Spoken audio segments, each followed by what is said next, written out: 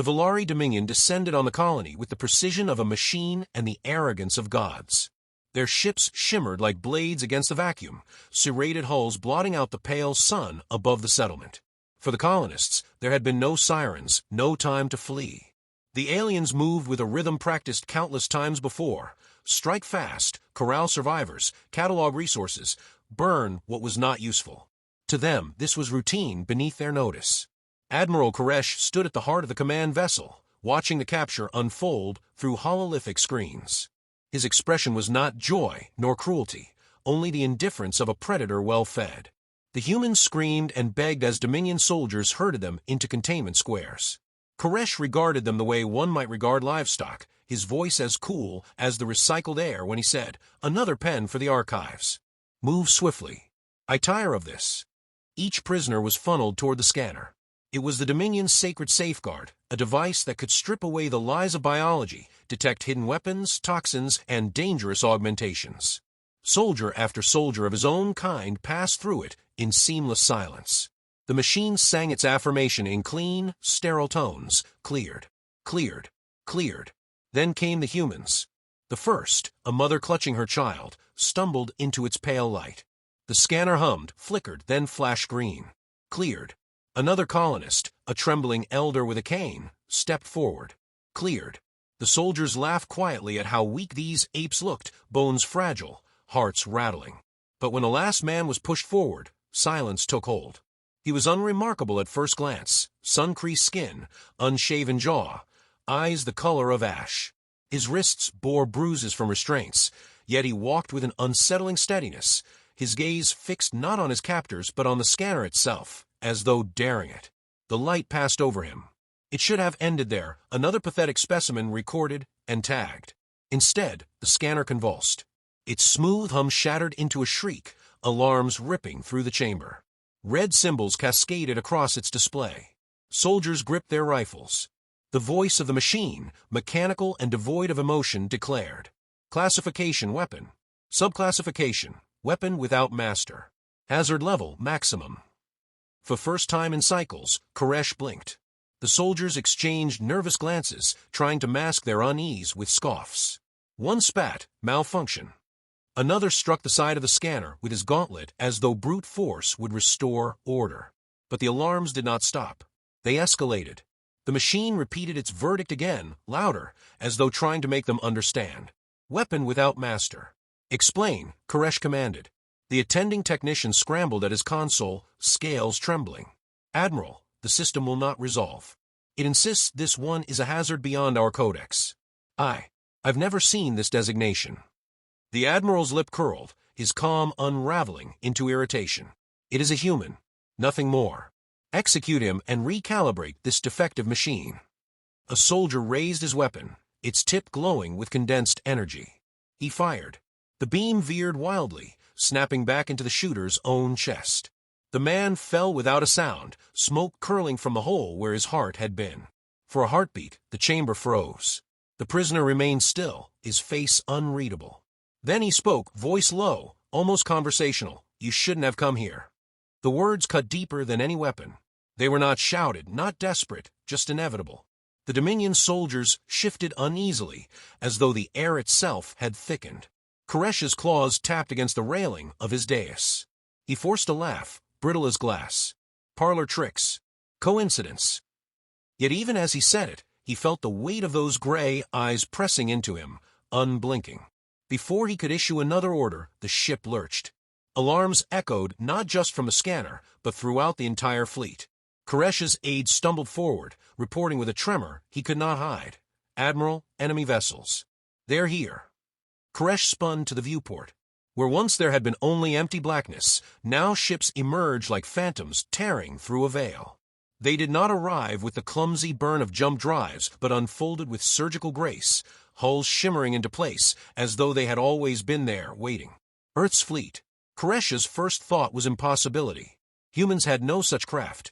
Their known vessels were clunky, underarmed, desperate things barely worthy of scrap.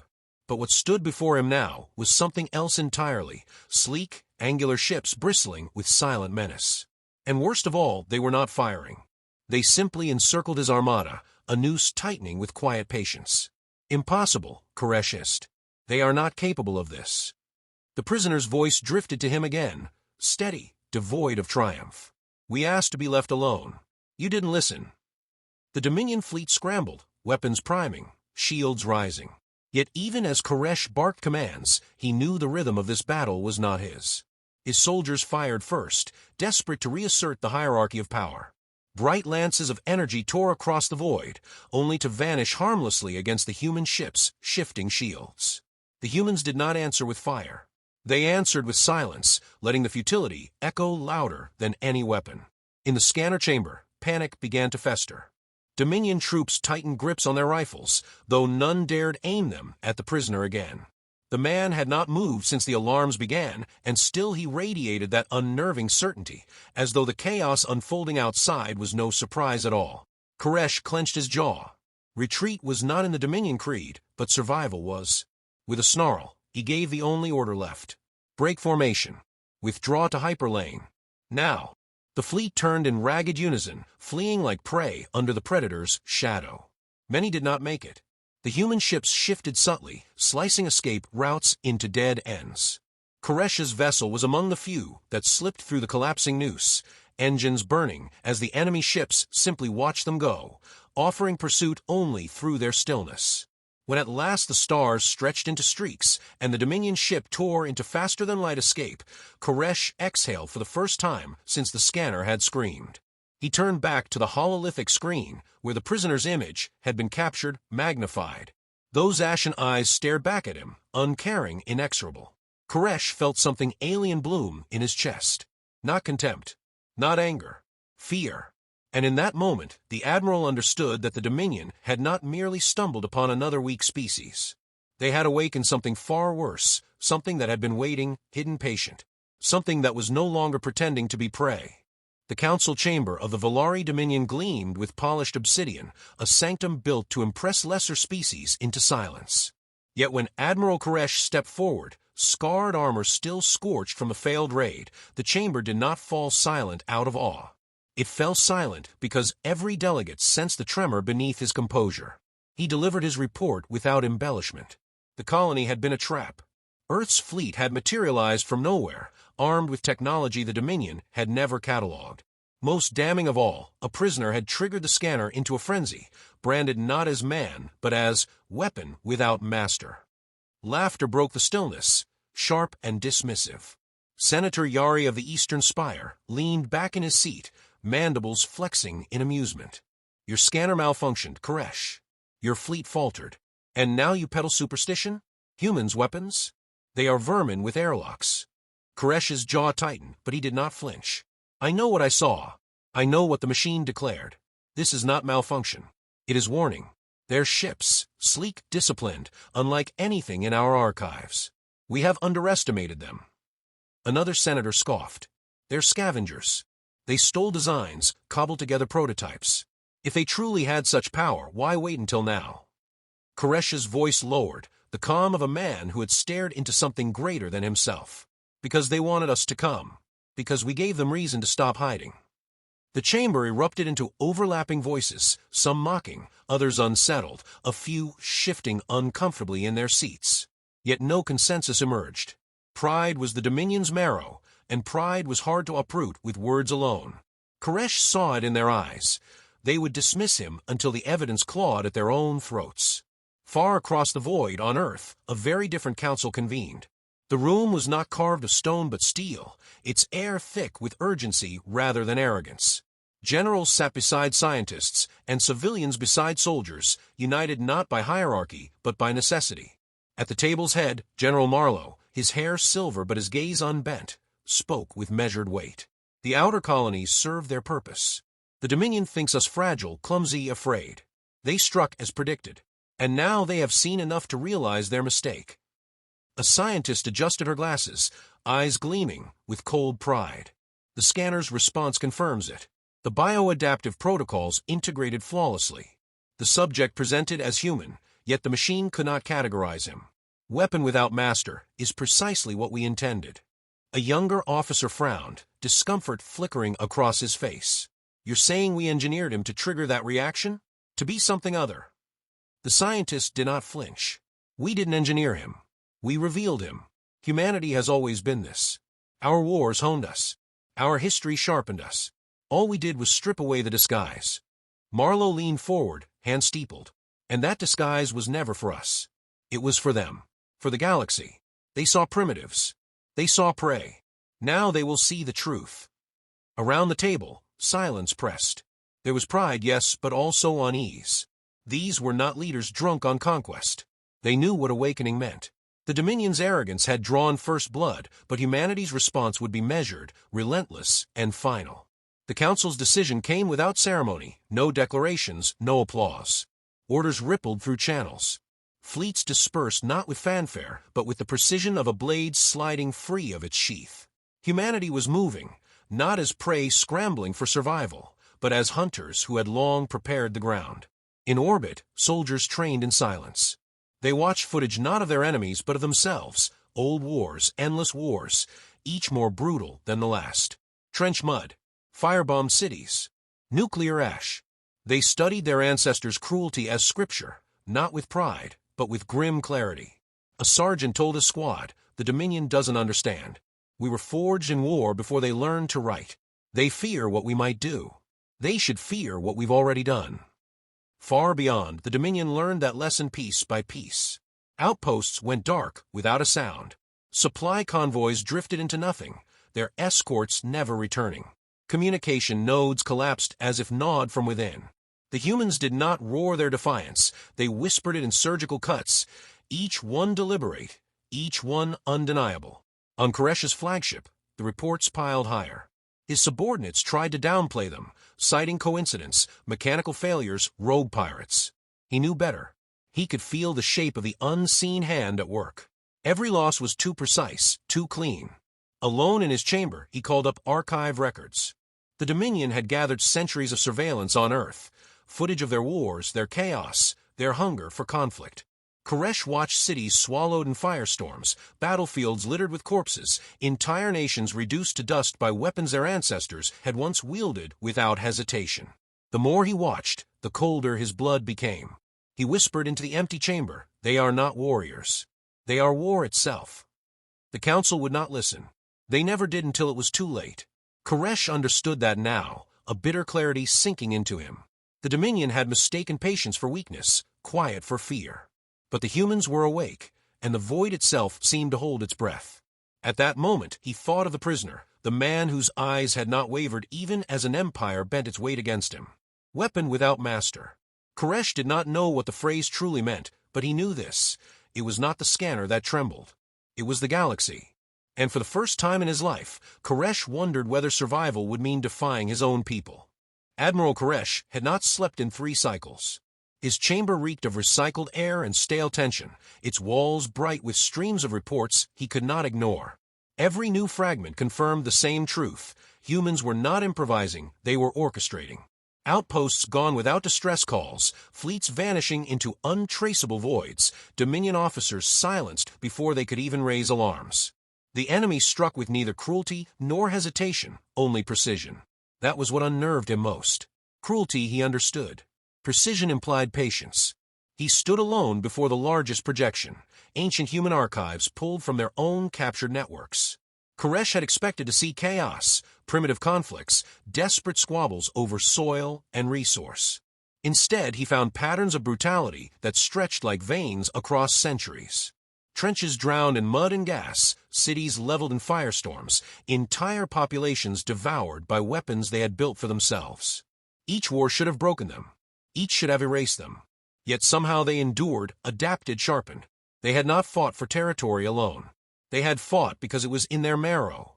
The image shifted to Hiroshima, the sky blooming into a sun birthed from man's own hands. Koresh flinched despite himself. The Council called humanity backward, reckless, insignificant. But no species that small should have ever dared to wield annihilation. And yet they had, centuries before they reached the stars. He pressed a claw to the screen and whispered, "You learn to burn yourselves before we learn to stand." The door hissed, admitting his second-in-command, a younger officer named Rilan, whose scales still gleamed with the arrogance of inexperience.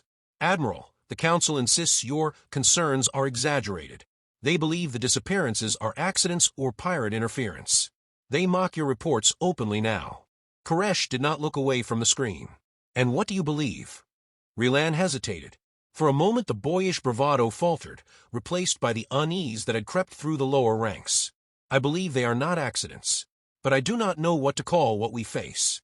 They do not fight as others do. They do not fight, Koresh corrected quietly. They dismantle. The silence that followed was heavier than rebuke. Rilan swallowed hard, his voice smaller. If the Council continues to ignore. They will, Koresh cut in.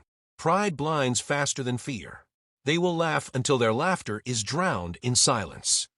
Even as he spoke, a new alert flared across the wall. Another Dominion station lost contact, not destroyed, not damaged, simply absent. Koresh dismissed Rilan with a wave, unwilling to show the storm building beneath his calm. When the young officer left, Koresh closed his eyes and saw again the prisoner in the scanner's glow, steady as stone while an empire trembled. Across the void, humanity pressed forward with unrelenting clarity. Their fleets did not trumpet victories, they left only absence. Convoys dissolved into static. Patrols failed to return. And where wreckage should have drifted, there was nothing, as though the universe itself had consumed the Dominion's reach. General Marlowe walked the command decks in silence, the kind of silence that bent soldiers straighter than shouted orders. Every strike, every maneuver carried his signature, efficient, merciless, but never wasteful. When a young lieutenant asked why they spared survivors when annihilation would be simpler, Marlowe's reply was stripped of emotion. We don't need corpses. We need witnesses. The strategy was working. Fear moved faster than fleets. Dominion border worlds whispered of human shadows. Governors sent panicked transmissions demanding reinforcements. And still, humanity's hand remained measured, offering chances to surrender between each cut. The Dominion mistook it for mercy. Marlowe knew better. It was control. Koresh felt the weight of that control pressing against him when he addressed the Council again. He stood in the center of their chamber, words sharp, voice steady. This is not resistance. This is not rebellion. This is calculated war. They baited us with colonies. They cloaked fleets we cannot see. And now they strike with precision, meant to teach us fear. If you do not act, if you do not adapt, the Dominion will not endure the cycle. Senator Yari sneered, his arrogance undimmed. You sound like a man conquered already. Are we to bow to primitives because you tremble? Koresh's claws dug into the railing, but his voice did not rise. I do not tremble for myself. I tremble because I have studied them, and I understand what you refuse to see. They have fought wars longer than we have written history. They perfected survival by perfecting violence. We awaken them, and now they will not sleep again. The chamber erupted in derision, some voices dismissing him outright, others accusing him of weakness. Only a few sat in silence, eyes narrowed, doubt gnawing at their certainty. But doubt was not enough. Koresh left the chamber hollow, rage and resignation warring within him. Outside the vast windows of the spire, stars burned indifferent, yet he felt the shape of inevitability. Humanity was not coming. They were already here, coiled around the Dominion's throat. Later alone, he stared at the records one final time. The footage played of soldiers crawling through mud, of fire falling from the skies, of cities rebuilt upon the bones of their predecessors. It was not victory he saw in them, but persistence. A will so unyielding it had reshaped them into something no scanner could classify. Weapon without master. He finally understood. They were not slaves to their weapons, nor masters of them. They were both. They were the weapon. And as Koresh clenched his fists, he realized his true enemy was not the humans alone. It was his own people's refusal to believe. When the next transmission arrived, another Dominion fleet gone without trace, Koresh did not send it to the Council. He simply stood in the dark and whispered, "You will learn too late." The words tasted like prophecy. The Dominion had never gathered so much power in one place. An entire wall of ships stretched across the void, engines burning bright, banners of conquest shimmering against the black. Yet beneath the pageantry ran a current of unease. Officers whispered behind sealed doors. Crews glanced at their scanners too often, as if expecting phantoms. Pride had assembled this armada, but fear steered it.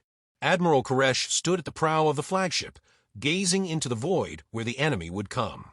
He carried himself with the stillness of a man who knew the battle was already lost. The council had demanded he lead this defense, convinced that overwhelming numbers would crush the human rebellion.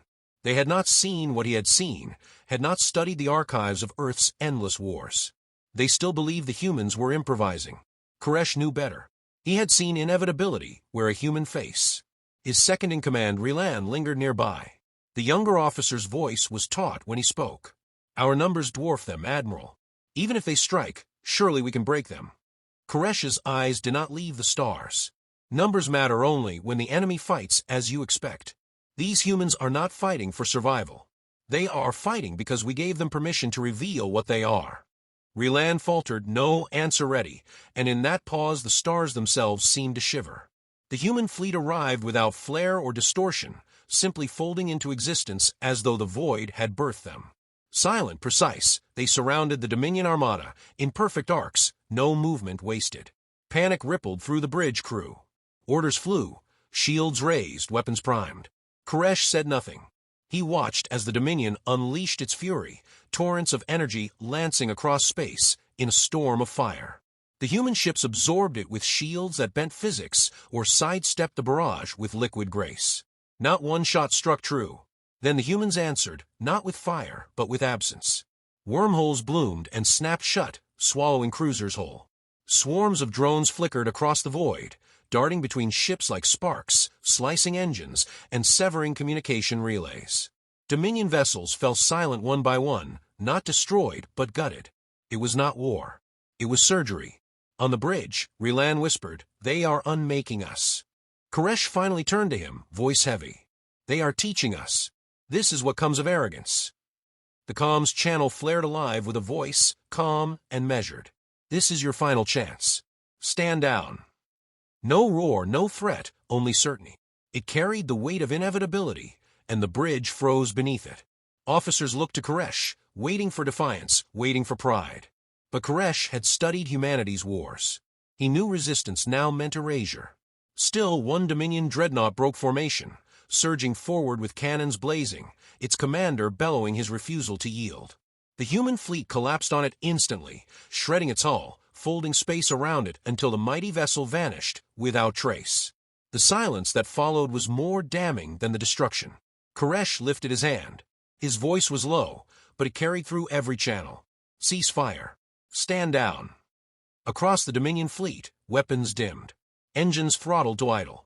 An empire that had never known defeat drifted powerless, caught in the quiet grip of hunters who did not need to kill to prove victory. The voice returned, this time directed to Koresh alone. "Admiral, you are not our enemy. Not anymore." A projection shimmered before him. General Marlowe, a man carved by age and discipline. His expression was not triumphant, but grave, the eyes of someone who carried the burden of a war he had not sought. Koresh bowed his head. "You have won. Take my life if you must." Marlowe shook his head. "We don't want your death. We want your voice. Your people will not believe until one of their own tells them the truth. You will live, not as captive, but as witness." The words struck Koresh harder than any weapon. He realized the brilliance of it. Humanity had no need for slaughter. They needed memory, testimony, fear woven into the marrow of an empire. That was how they would rule, not through chains, but through inevitability. Rilan stared at him in disbelief. "They spare us." "No," Koresh replied quietly. "They bind us." Soon after, he was escorted aboard the human flagship. He expected chains, humiliation, vengeance. Instead, Marlowe greeted him across a simple table, his voice as steady as it had been over the comms. "We never wanted this war, but you brought it to us, and we answered. Now it must end, not with your destruction, but with order." Koresh searched his face for cruelty and found none, only resolve. "And if I refuse?" Marlowe leaned forward. "Then your people will collapse without you. We offer survival, not conquest. Help us build the new order, or watch them crumble." It was no choice at all. Koresh understood that. To refuse would mean extinction. To accept meant carrying the weight of survival at the cost of pride. Slowly, he lowered his head. Not in submission, but in acknowledgement. He would become their witness. Outside the viewport, the Dominion fleet drifted like husks, encircled by human ships that did not waver, did not gloat. They simply waited, as patient as time itself. Koresh thought again of the scanner, of the prisoner who had stared into him as though seeing the future already written. Weapon without master. Humanity had never been mastered by their weapons, nor enslaved to them. They were the weapon, and the galaxy had finally recognized it. When the meeting ended, Koresh stood at the viewport, stars stretching endless before him. He felt the shift, subtle yet vast. The Dominion was no longer master of the galaxy. Humanity, long silent, long underestimated, had risen not as conquerors, but as inevitability. Marlowe's words lingered like a closing verdict. We never wanted this war. But now that it has found us, we will end it.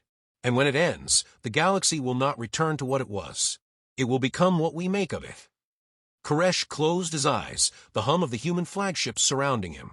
The war was over, but peace was not what lay ahead. Something larger had awakened, and the stars themselves seemed to hold their breath. Humanity had been patient. Humanity had been quiet. But now the silence was broken, and the galaxy would never sleep again.